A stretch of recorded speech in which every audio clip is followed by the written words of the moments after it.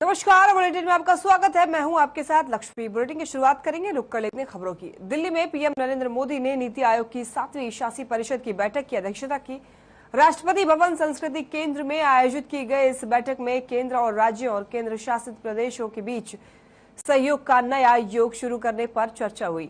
वहीं कोविड महामारी के बाद देश के अमृतकाल में प्रवेश करने अगले साल की अध्यक्षता भारत को मिलने और इसकी बैठक आयोजित करने के संदर्भ में बैठक में चर्चा हुई। इस बैठक में हरियाणा के मुख्यमंत्री मनोहर लाल ने भी शिरकत की।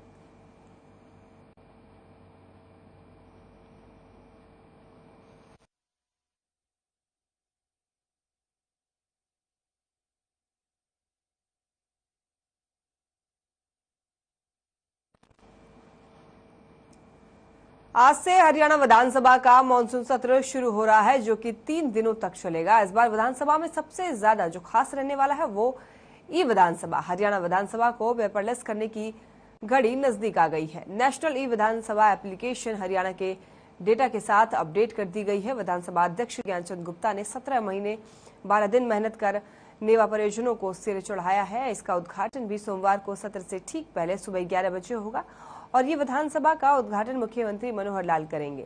टैब पर टैप करके ये विधानसभा को शुरू किया जाएगा। लोकसभा अध्यक्ष ओम बिरला और केंद्रीय संसदीय कार्य मंत्री प्रहलाद जोशी के वीडियो संदेश समारोह की गरिमा बढ़ाएंगे।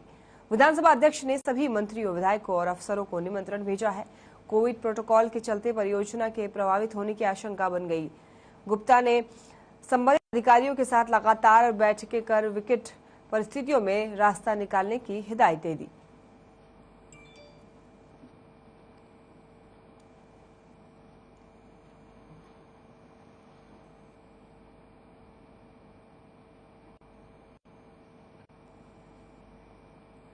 खबर लोहारू से है, जहां कृषि और पशुपालन मंत्री जेपी दलाल ने गांव कुंडल के नव स्थापित राजकीय महाविद्यालय का शुभारंभ किया, साथ ही जनसभा को भी संबोधित किया।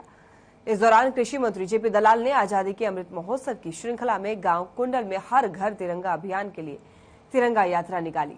वहीं कृषि मंत्री ने तिरंगा चेतना यात्रा की अगुवाई कर आमजन और छात्रों में हर घर तिरंगा अभियान के प्रति जोश भरा और हजारों लोगों ने हाथ में तिरंगा लेकर तिरंगा यात्रा में हर घर तिरंगा अभियान का संदेश दिया। इस दौरान लोगों ने भारत माता की जय के जयकारे भी लगाए।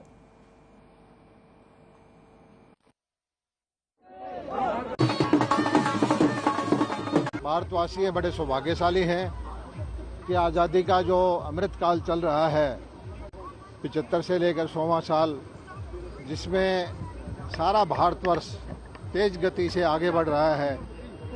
गरीब की आकांक्षाएं पूरी हो रही हैं, किसान को सरकार से सहयोग मिल रहा है, नौजवान पीढ़ी के सपने देखने का ही नहीं उनको पूरे करने का मौका मिल रहा है।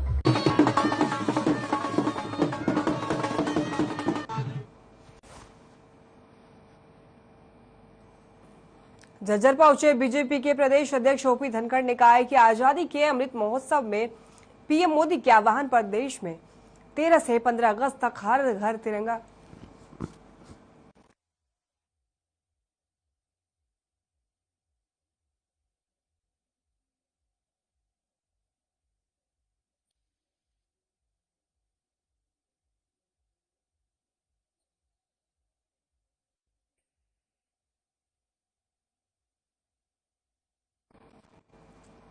हरियाणा में बीजेपी ने 10 लाख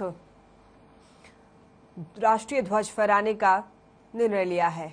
हर बूथ में 50 घरों पर बीजेपी के कार्यकर्ता तिरंगा पहुंचाएंगे। उन्होंने कहा है कि सभी को हर घर तिरंगा कार्यक्रम को महोत्सव की तरह मनाना चाहिए।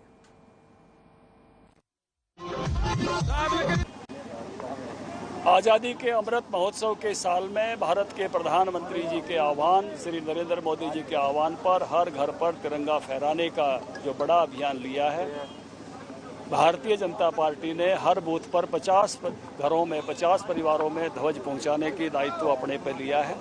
10 लाख परिवारों तक हम तिरंगा पहुंचाएंगे। उसी के लिए आज विधानसभा के तीनों मंडलों की सुबाना, कुलाणा और बादली की आजादी के अमृत महोत्सव के मौके पर 13 से 15 अगस्त तक हर घर तिरंगा फहराया जाएगा। हर घर तिरंगा अभियान को जन अभियान बनाने के लिए बहादुरगढ़ में राहगिरी का आयोजन किया। वहीं राहगिरी का थीम भी हर घर तिरंगा रखा गया। देशभक्ति के रंग से सरोवर राहगिरी में हर कोई झूमता हुआ नजर आया। बच्चे, बुजुर्ग और महिलाओं ने मिलकर आयोजन का आनंद लिया और सहभागी भी बने। स्टेज पर जहां गीत संगीत से देशभक्ति का रस पिलाया गया, तो वहीं सड़क पर खिलाड़ियों ने अपने खेल के जौहर दिखाकर देश के लिए पदक जीतने की तैयारियां भी दिखाई। खेलों से युवा पीढ़ी को नशे और बुराइयों से दूर रहने की प्रेरणा भी दी गई। एएसपी अमित यशवर्धन और एसडीएम भूपेंद्र सिंह ने हाथों में तिरंगा लेकर देशभक्ति के नारे भी लगाए और कहा कि हर घर पर तिरंगा लहराना है।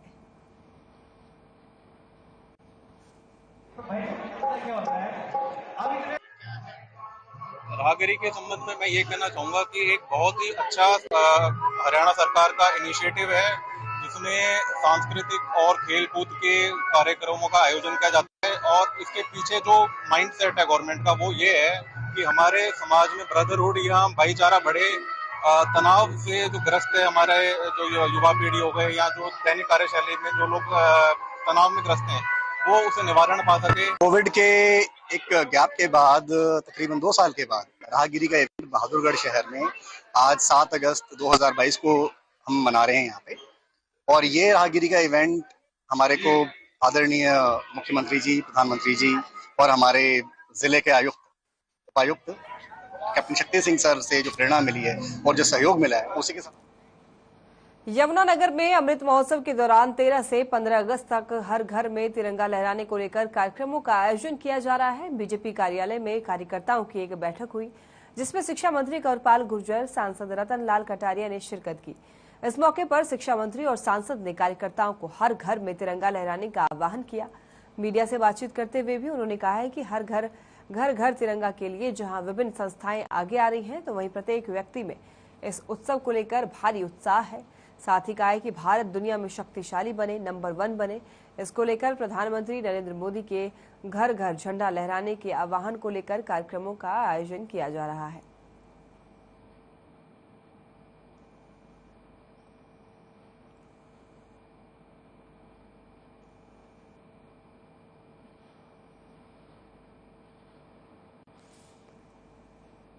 हरियाणा के बिजली मंत्री रणजीत चौटाला रविवार को सोनीपत पहुंचे और इस दौरान उन्होंने स्वतंत्रता सेनानी संगठन की ओर से आयोजित एक निजी कार्यक्रम में शिरकत की।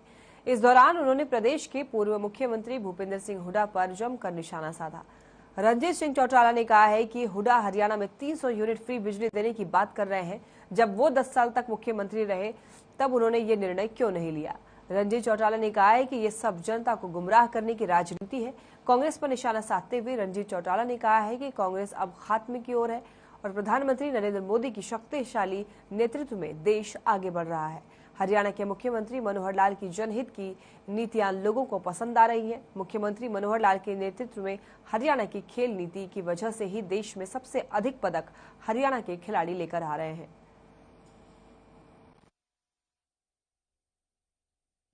पंजाब में एक वो करना है स्ट्राइक।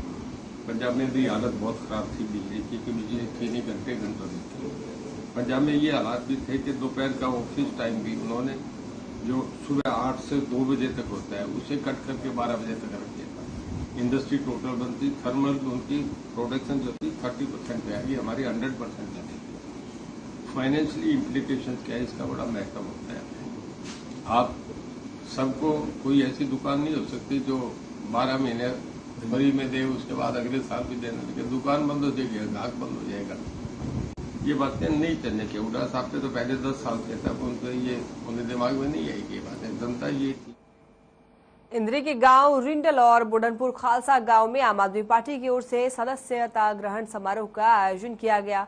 रिडल में कार्यक्रम की अध्यक्षता आप नेता वेद प्रकाश काम्बोज ने की और गांव बुढ़नपुर में कार्यक्रम की अध्यक्षता निवर्तमान सरपंच योगेश शर्मा आर्य ने की। वहीं समारोह में हरियाणा प्रदेश प्रभारी और राज्यसभा सांसद सुशील गुप्ता पहुंचे, जहां पर कार्यकर्ताओं ने फूलमाला पहनाकर गर्मजोशी से जोरदार स्वागत किया। इस दौरान राज्यसभा सांसद सुशील गुप्ता ने कहा है कि शहीदों का अपमान सहन नहीं होगा और ऐसे लोगों के खिलाफ कार्रवाई होनी चाहिए। हर घर तिरंगा पर सरकार राजनीति कर रही है और इस प्रकार से हमारे तिरंगे को बेचा जाना दुर्भाग्यपूर्ण है। आगे उन्होंने कहा कि गांव रिंडल और बुढ़नपुर खालसा में ग्रामीणों ने भ्रष्टाचार, जाति धर्म की राजनीति को छोड़कर विकास और ईमानदारी की राजनीति में शामिल हुए।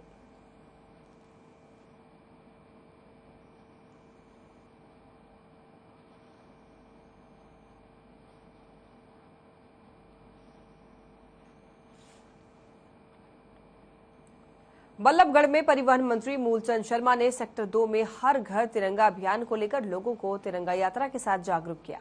वहीं सोसाइटी के सभी लोग यात्रा में शामिल हुए। इस मौके पर उन्होंने पौधारोपण भी किया और पर्यावरण को स्वच्छ और सुंदर बनाने का संदेश दिया। साथ ही वोटर कार्ड, आधार कार्ड और प्रॉपर्टी आईडी जैसे महत्वपूर्ण दस्तावेज बनाने के लिए सोसाइटी में CSC सेंटर के कैंप का रिबन काटकर शुभारंभ किया गया।